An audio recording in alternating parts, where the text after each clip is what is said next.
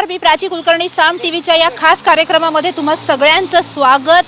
कालपासून सोशल मीडियावरती एक वाद पेटलेला आहे आणि तो म्हणजे कन्यादान का कन्यामान. मान्यवरची एक जाहिरात आली आणि या जाहिरातीमध्ये आलिया भट्टनी काही भूमिका मांडली आहे. ज्या जाहिरातीमध्ये ती असं म्हणते की हे घर लडकी पराया धन की होती है, हे घर माझं का नाही, आईवडिलांचं घर ते माझं घर का नाही, माझं घर नक्की कुठलं आणि मी काय दान द्यायची वस्तू आहे का. आणि या सगळ्यावरनं लोकांच्या भावना भडकल्या आणि त्यानंतर लोकांनी थेट बॉयकॉट करायचं या दुकानाला, अशा पद्धतीचं या ब्रँडला अशा पद्धतीचं कॅम्पेन सुरू केलं. काय वाटतंय तरुणांना, एवढ्या आपल्या भावना दुखावण्यासाठी इतक्या छोट्या छोट्या गोष्टी आपल्याला पुरायला लागलेल्या आहेत का? खरंच हे हिंदू धर्माविरुद्धचं वक्तव्य आहे का? खरंच या सगळ्या दान या शब्दाचा चुकीचा अर्थ काढला जातोय का? या सगळ्या विषयीच आपण पुण्यातल्या तरुणाईशी बोलणार आहोत. आपल्याबरोबर दोनही बाजूंचे दोनही भूमिका मांडणारी लोक आहेत. सुरुवात करूयात काही मुलींपासूनच. कन्यादान का कन्यामान याच्यामध्ये आक्षेप घेतला जातोय. कन्यादानामध्ये आक्षेपार्ह काय असा सवाल विचारला जातोय. काय म्हणणं आहे, काय वाटतं तुला, कन्यादान हा वापरणं योग्य आहे का? दान ह्या शब्दाचा अर्थच असा होतो की देऊन टाकणं, म्हणजे ती वस्तू परत घेता येत नाही आणि ती वस्तू असते, व्यक्ती न उरता ती वस्तू अशी उरते. आणि आता थोड्या वेळापूर्वी सामवरच सचिनानंद यांनी सांगितलं की देणे असा अर्थ होतो, पण देण्याचाही अर्थ काय ना, की तुम्ही देऊन टाकताय एक वस्तू, म्हणजे एक व्यक्ती दुसऱ्या घरात देऊन टाकताय. जेव्हा तुम्ही देण्याची गोष्ट करता तेव्हा त्या व्यक्तीचा ह्या घराशी असलेला संबंध संपतो आणि नंतर मग तू परक्याचं धन, म्हणजे ती लहान असल्यापासूनच तू परक्याचं धन, तुला दुसरीकडे जायचंय, तुला तुझं हे घर नाहीये, हे तिच्यावर बिंबवलं जातं. आणि मग याचा परिणाम काय होतो, आपण सगळ्या समानतेच्या वगैरे गोष्टी करतो आणि आता ह्या गोष्टी की तुम्ही काय कुठल्याही गोष्टीचा अर्थ काही काढतात असं म्हटलं जातं. पण ह्या सगळ्याचाच परिणाम असा होतो की जेव्हा मुलगी जन्माला येते, पहिली मुलगी झाली तर खूप आनंदाने स्वागत केलं जातं, दुसरी मुलगी झाली तर मात्र बापरे दुसरी मुलगीच का, एक मुलगा पाहिजे होता. ही सगळी म्हणजे साखळी अशी आहे.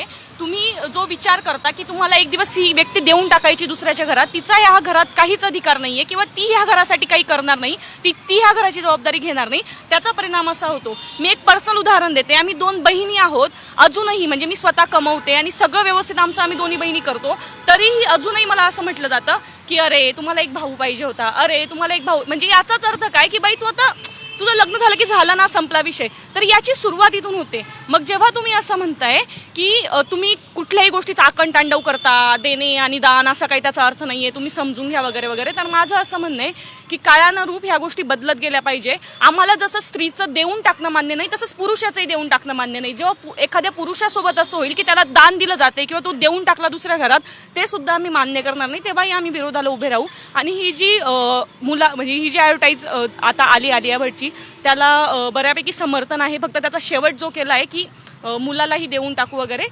तेही मान्य नाही. मुलालाही द्यायचं नाहीये, मुलीलाही द्यायचं नाहीये, ते दोघांच्या घरात राहतील. तिला काही हे घर सोडून जायचं नाही, त्यालाही त्याचं घर सोडून जायचं नाही, दोघांच्या घराची जबाबदारी घ्यावी असं मला वाटतं. जबाबदारी घ्यावा असंही म्हणते. ही जे भूमिका मांडते तुला पटते का?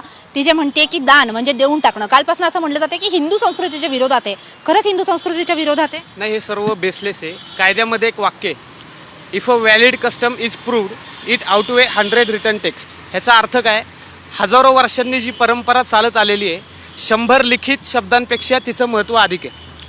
आणि कन्या आणि दान हे 2 शब्द आहेत हिंदू संस्कृतीमध्ये, या दोघांनाही सर्वोच्च महत्त्व आहे.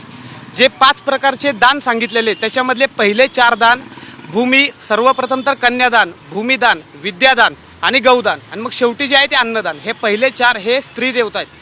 म्हणजे स्त्रियांना महत्त्व हिंदू धर्मामध्ये हे पहिलं आहे, प्रथम आहे, फर्स्ट प्रायोरिटी आहे. दुसरा विषय हा जो कन्या आणि दान आहे, ह्या कन्येला आम्ही लहानपणापासून आहे जशीच्या तशी आम्ही वाढवली आणि हिची जबाबदारी आम्ही दुसऱ्यावर सोपवतोय, दुसऱ्यांच्या घरात तिला सोपवतोय. तर या सोपवणे ह्या शब्दाला आमच्या किंवा आमच्या संस्कृतीमध्ये सर्वोच्च असा शब्द दान आहे. ह्या दानापेक्षा सर्वोच्च आमच्यासाठी काहीच नाही. ही मुलगी आमच्यासाठी सर्वोच्च आहे आणि तिला सोपवणं जे दान हा शब्द आहे तोही सर्वोच्च आहे. त्यामुळे कन्या आणि दान हे दोन्ही शब्द आमच्यासाठी हे सर्वोच्च आहेत. ह्याला विरोध करणं हे बेसलेस आहे. मला आलिया भट्टवर माझा काहीच ऑब्जेक्शन नाही. शी इज अ मॉडेल. तिला जे सांगितलं आहे ते स्क्रिप्ट रायटरने ते ती लिहिणार. आमचा प्रश्न आहे प्रोपोगंडाला. मान्यवरने जाहिरात काढली काही हरकत नाही आहे, परंतु तुम्ही बोला हलालावर काढा जाहिरात एखादी. प्रत्येक वेळेस हेच होतं की ज्या वेळेला तुम्ही एखादा कन्यादानाविषयी बोलता त्यावेळेस हलालावर का नाही पटतं तो जे भूमिका मांडतोय ते? नाही, बिलकुल ती भूमिका समर्थनीय नाही आहे. मुळात गोष्ट अशी आहे की कन्या हा शब्द तो खूपच अभिमानाने मांडत होता कन्याविषयी. कन्या या शब्दाचा अर्थ जरी बघितला ना तर वर्जिन होतो आणि आपल्याला सर्वांना माहिती आहे की वर्जिन या शब्दाकडे आपण कसं बघतो.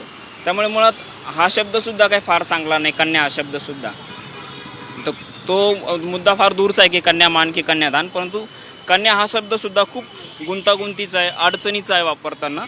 तर हेही लक्षात घेतलं पाहिजे की पूर्वी जे चालत आलं ते आज तपासलं पाहिजे. त्याला तपासलं पाहिजे. तपासायचं कारण हाच सवाल आहे. हा जे म्हणतोय की प्रत्येक वेळेस हिंदू धर्मातल्या गोष्टींना, रूढी परंपरांना प्रश्न का विचारला जातो? फक्त हिंदू धर्मातल्या रूढीबद्दलचा हा प्रश्न आहे का जी परंपरा कधीतरी आपण बदलायची का नाही, ज्याविषयी विचार करायचा का नाही, याबद्दलचा हा प्रश्न आहे. मॅडम, मुळात म्हणजे तुम्ही जसं म्हणलात की रूढी परंपरा बदलल्या पाहिजे का? जे अभिमानाच्या आहेत, जे हिंदू धर्मातल्या गर्वाच्या आहेत, अभिमानाच्या आहेत, त्या गोष्टी बदलण्याची काय गरज आहे? एक आमचं असं स्पष्ट मत आहे की हिंदू परंपरेत लग्न हा एक तडजोडीचा प्रोग्राम नसून तर तो एक संस्कार आहे. हिंदू धर्मात तो संस्कार मानला जातो. त्यापायी हिंदू धर्मात कन्यादान हे चालतं. हिंदू धर्मात हा संस्कार मानला जातो आणि म्हणून कन्यादान चालतं, असं त्याचं जे म्हणणं आहे. पटतंय तुला? नाही, थोडंसं माझं मत वेगळं आहे या बाबतीत. मला असं वाटतं की अजून देखील त्यांना दाखवायचा प्रयत्न असा होता की मुली या अजून एक बर्डन म्हणून बघितल्या जातात समाजात. सो मे बी त्यांना ते दाखवायचं होतं की त्यांना ते पर्स्पेक्टिव्ह दाखवायचं होतं की नाही, आता मुली या सेल्फ सफिशियंट झाल्या आहेत आणि इंडिपेंडंट झाल्या आहेत. सो लोकांचे थोडे विचार वेगळे असतात अबाउट प्रॅक्टिसेस, पण त्यांचा धर्म तोच असतो. मे बी त्यांचे व्ह्यूज वेगळे असू शकतात असं मला वाटतं. ताईनं जसं सांगितलं की हिंदू धर्मात म्हणजे मुली सक्षमच आहेत. मॅडम, आपल्याला माहिती आहे की भारताने आता गोल्ड मेडल आणलेत, त्यात बऱ्यापैकी गोल्ड मेडल ही महिलांनीच आणलेत. आम्ही त्यांचा विरोध नाहीच ना. मुलींना आमचं तर एक स्पष्ट मत आहे की मुली पुढे आल्या पाहिजे. मुली यापर्यंत की जी काही नेतृत्व आहे ते मुलींनी केलं पाहिजे. पण हे असं कुठं नाही ना की लग्न म्हणजे तडजोड नाहीये. लग्न म्हणजे नाही, दान या शब्दाबद्दल चाललंय. कन्यादान तुला पटतंय हा जे म्हणतोय? या जाहिरातीबद्दल बोलायचं झालं तर खरं तर आपल्या समाजात मुलींना खूप मान दिला पाहिजे. एकीकडे आपण पाहतो की खूप चांगल्या पद्धतीने काही मुलींना लहानाचं मोठं लाडाने वाढवलं जातं. त्याचबरोबर दुसऱ्या एक आपण भाग बघतो जिथे मुलगी जन्माला येणं खरं तर याच्यावरच आक्षेप असतो. परंतु समाजात आणि हिंदू धर्मात ज्या पद्धतीने म्हणलं जातं की अनेक रूढी परंपरा आहेत, त्या रूढी परंपरांना अनेक चांगल्या पद्धतीने लोकांपर्यंत पोहोचवण्यासाठी किंवा ज्या गोष्टी आहेत समाजापर्यंत पोहोचवण्यासाठी अनेक वेळा आपण पाहतो की जाहिराती असतील, चित्रपट असतील, ह्यांचा आधार घेतला जातो. ह्या पोहोचवत असताना सर्वप्रथम एक सगळ्यांचीच आमची मागणी अशी आहे की कुठल्याही धर्माला, कुठलाही धर्म असेल, मग तो हिंदू असेल, तो मुस्लिम असेल, ख्रिश्चन असेल, ह्या धर्मांना न दुखवता ह्या सगळ्या धर्मातील सगळ्या गोष्टी त्याची शिकवण विचारात घेता आपण ह्या गोष्टी ज्या आहेत त्या समाजापुढे मांडल्या पाहिजेत. ह्या मांडत असताना आपण प्रत्येक वेळा आहोत त्या पद्धतीने न मांडता वेगवेगळ्या पद्धतीने वापर केला पाहिजे. आणि राहिला प्रश्न कन्यादानाचा किंवा आलिया भट्टवर ज्या पद्धतीने कंगना रनौतने टीका केलेली आहे, मला असं वाटतं समाजात अनेक समाजकंटक जे असतात ती टोकाची भूमिका घेतात आणि समाजामध्ये धार्मिक तेढ निर्माण करण्याचा प्रयत्न करत असतात. तर आपण सगळ्यांनीच याच्याकडे दुर्लक्ष केलं पाहिजे. मुळात प्रश्न हा आहे की कन्यादान, कन्यामान असं ज्या वेळेला म्हटलं जातं, हिंदू धर्म विरोधी हे आहे, हे येतं कुठनं? की हे हिंदू धर्माच्या विरोधात कॅम्पेन चाललंय, प्रोपगंडा चाललाय? काय आहे मॅडम की आपण अनेक वर्षांपासून बघतोय की कन्यादान ही आपली एक परंपरा आहे. कुठेतरी कन्या मान करून त्याला ट्विस्ट करून दाखवायचं जेणेकरून काहीतरी हिंदू धर्मामध्ये किंवा कुठल्या तरी प्रकारे आम्ही मुलींना कमी लेखतोय. आता मी स्वतः एक मुलगी आहे, मी फेमिनिस्ट स्वतःला समजते, पण मी एक बॅलन्स्ड फेमिनिस्ट स्वतःला समजते. मुलींना प्रत्येक गोष्टीचा अधिकार आहे आणि तो इक्वल आहे. आणि हिंदू धर्मामध्ये दानाचं महत्त्व खूप आहे. आपण जेव्हा पूर्वीच्या काळात ऋषीमुनी वरदान दे असं म्हणायचे, त्यामुळे वरदान हे दान हा कुठल्याही वस्तूचं किंवा कमी असलेल्या असं करत नाहीत. दानाचा अर्थ फार मोठा आहे. कर्णाला आम्ही दानशूर व्यक्ती म्हणून ओळखलं जातं. बुद्धिझममध्ये चॅरिटीचं म्हणजेच दानाचं फार मोठं महत्त्व आहे. त्यामुळे उगाच याला काहीतरी वेगळा किडा सोडायचा कोणाच्या तरी डोक्यात आणि लोकांना असं ट्विस्ट करून दाखवायचं की हिंदू धर्मात कुठेतरी कमी लेखलं जातं आहे का काय. आणि कन्यामान म्हणजे तुम्ही परत again you are undermining women. So मला वाटतं की तुम्ही स्वतःच परत अंडरमाइन करताय विमेनना, की कुठेतरी पुरुष मोठा आहे आणि स्त्री छोटी आहे हे दाखवण्याचा तुम्हीच प्रयत्न करताय इनडायरेक्टली. तर ही ॲड अतिशय लेम वाटली मला आणि या ॲडमध्ये कुठलंही काहीही पोटेन्शियल वाटत नाही. दान या शब्दावरनं जो प्रश्न मांडला जातो की दान तुम्ही कशाला म्हणता आणि दानाचा चुकीचा अर्थ काढताय, पटतंय ती जी भूमिका मांडते आहे की दान हा उदात्त हेतूने केलं जाणारं दान आहे, दानाला व्हॅल्यू वेगळी आहे आणि तुम्ही आता दान हे करून म्हणजे दानाचा शब्द मान करून महिलांनाच कमी लेखताय. आधी मी सांगितलं ते बोलले आणि सचिनानंद जे बोलले आधीही की त्यांनी खूप गोड गुलाबी शब्दात की अरे तुम्ही समजूनच घेत नाही अर्थ आणि उगाच विरोध करतात, असं नाहीये. जर आम्हाला अर्थ समजून म्हणजे आम्हाला अर्थ समजला पाहिजे बहुजन वर्गाला सगळ्या असं जर वाटत होतं तर आमच्या भाषेत ते सगळं लिहिलं गेलं पाहिजे होतं. वर्षानुवर्ष आम्हाला ते अर्थ समजले नाहीत. आम्हाला आमच्या म्हणजे आम्ही जे अर्थ ऐकलेत लहानपणापासून मी मुलगी म्हणून मोठे होताना ते असेच होते की बाई तुला एक दिवस जायचंय दुसऱ्याच्या घरी आणि त्याची म्हणजे त्याचं सगळ्यात शेवटचं टोक असं होतं की तुझं कन्यादान आम्ही करून देऊ आणि मग तू जा. खूप मी लहान असताना म्हणजे आता नसतील वापरत पण एक वाक्य वापरलं जायचं, बाई एकदा गेली की तिने तिडीवर माहेरी परत यावं. म्हणजे तिकडे तू मरून जा जळून जा पण इकडे येऊ नको. याचं सगळं पर्यावसन जे होतं शेवटी ते लग्नात कन्यादान ह्या अर्थाने होतं. तुम्ही जे बोललात म्हणजे एक जण ते बोललेत की आम्ही सोपतोय मुलगी. अरे तुम्ही कोण आम्हाला सोपणार आहे? आम्हाला नाही ना कुणाचं म्हणजे कुणावर बोज बदून राहायचं. आम्ही आई वडिलांचे पण बोज नाही आहेत आणि आम्ही कुणाला म्हणजे तुम्हाला अधिकार कोणी दिला ना आत्ताच्या काळात तुम्हाला हा अधिकार कोणी दिला की तुम्ही आम्हाला कुणीतरी मी तर दिलाच नाहीये तुम्हाला हा अधिकार मुलगी म्हणून. हा माझ्या सन्मानाचा मुद्दा आहे की कुणीतरी इथे बसून असं म्हणतंय की आम्ही मुलींना सोपतो आणि हे खूप महान कार्य. अरे कशाला सोपता बाबा? नो, मी माझी जबाबदारी घेते ना, लग्नाच्या आधी घेते लग्नानंतरही घेते. तर हे खूप गोड गुलाबी शब्दात अरे दान वगैरे वगैरे. आणि मी असाच एक प्रश्न म्हणजे मी आधी म्हटलं की पुरुषांचंही दान हे आम्हाला मान्य होणार नाही. जर उद्या एखाद्या पुरुषाला असं म्हटलं की गोड गुलाबी शब्दात जसं ते म्हटलेत आधी की दान म्हणजे दान नाही करत आहे पण बघ आता तुझं लग्न झालं मुला आणि तुला ना त्या दुसऱ्या घरी देऊन टाकलं, तुझं दे नाही म्हणजे ह्या घरातून तू त्या घरात असेल, चालणार आहे का मुलांना? तुम्ही आमचा कसं काय आमच्या घरावरचा अधिकार तुम्ही ठरवता की तो कितपत असेल आणि कधी तो संपेल? तर हा सगळा मुद्दा आहे. हा बाई म्हणून माझ्या सन्मानाचा मुद्दा आहे. तर सन्मानाचा मुद्दा आहे. ते जे मुद्दा मांडतायत की बुद्ध संस्कृतीपासनं हिंदू संस्कृतीमध्ये सगळीकडे दानाचा जो अर्थ आहे त्या दानाचा तुम्ही चुकीचा अर्थ घेताय. अगदी तसं नाही आहे. पहिला एक त्यांनी जो शब्द वापरला सोपवणे हा चुकीचा शब्द आहे. मुळात यांची शब्दावली चुकीची आहे आणि ती शब्दावली ती भाषावली आता बदलण्याची गरज आहे. अशी जी गोष्ट होती की पत्नी ही पुरुषाची म्हणजे तो तिचा मालक आहे, तर ही शब्दावली चूक आहे. तर मला असं वाटतं की या ज्या शब्दावली बदलत आहे हे वेलकम केलं पाहिजे आणि मुलींना विशेषतः आणि मुलांनी सुद्धा या शब्दावलीमध्ये बदल घडवणं आमचं काम आहे. आणि या ज्या परंपराविषयी जे बोलत आहे किंवा विशेषतः हिंदू धर्माच्या परंपरा, तर हिंदू धर्माचा एक नागरिक म्हणून किंवा एक हिंदू धर्माचा एक पालक म्हणून मी असं म्हणेल की या ज्या संकल्पना आहेत या ज्या परंपरा आहेत या जर चुकीच्या असतील तर ते बदलण्याचं काम आमच्या सर्वांचं आहे आणि ते आम्ही करूच. त्यामुळे हा जो कन्यादानाचा जो काही एका पद्धतीने विचार चालला आहे की आमच्या विरोधात प्रोपोगंडा चालला आहे, नाही आहे, प्रोपोगंडा नाही आहे. आपल्याला कन्या हा शब्दसुद्धा क्वेश्चन केला पाहिजे. आपण मुलगी हा शब्द एकदम सुंदर शब्द आहे, मुलगी मुलगा बरोबर.